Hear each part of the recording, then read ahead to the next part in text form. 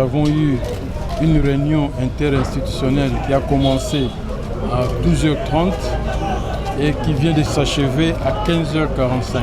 On n'a pas eu beaucoup de points à l'ordre du jour, d'autant plus que les points à traiter étaient tellement importants que nous avons d'abord abordé le premier point qui consistait au paiement des arriérés des appuis budgétaires.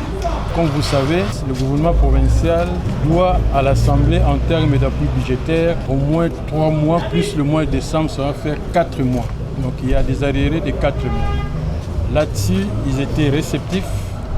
On a eu le concours du ministre des Finances qui nous a expliqué les difficultés qu'ils ont en ce moment et que certaines d'entre elles, c'est-à-dire les difficultés, étaient en train de trouver une solution et que la situation devrait se régler, ne fût-ce qu'en une mensualité ou 2, à la rigueur, entre le 22 et le 23 décembre. Nous avons eu encore abordé le point des inondations des rivières de Boma et de Mwanda et bien évidemment les intempéries de Lukula.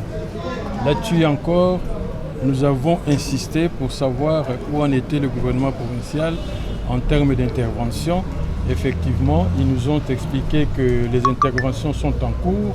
Il y a déjà une équipe gouvernementale de la province qui doit descendre rapidement pour voir ce qu'il y a à faire en fait de secourir cette population qui est en difficulté actuellement. Et puis le troisième point, voilà pourquoi nous sommes restés longtemps. Je crois que la réunion a tenu quand même 3h30. C'est le point concernant la collaboration entre les deux institutions. Ayez vos apaisements, parce qu'en sortant, nous avons entendu parler de la paix, il n'y a jamais eu guerre. Hein? Et il n'y aura jamais de guerre aussi entre les deux institutions. Seulement, nous sommes restés longtemps à développer ce point, de façon à aplanir la situation. C'est tout à fait normal. Des petites divergences entre deux institutions ne manquent pas.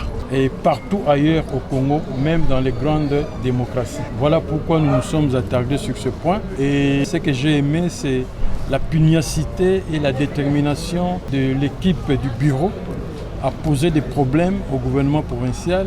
Et ce que j'ai aimé aussi en face après, c'est cette faculté de réceptivité et de compréhension de la part du gouvernement provincial. Et je peux vous dire que nous avons chuté en douceur. Et il n'y aura jamais de guerre pour ceux qui rêvent, et il n'y en aura jamais.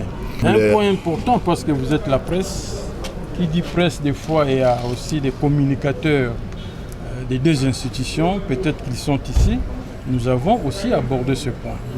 La situation qui consiste à voir aujourd'hui certains communicateurs, et à la fois les nôtres, et à la fois ceux du gouvernement provincial, à épingler, à invectiver, à parler du mal, surtout des députés.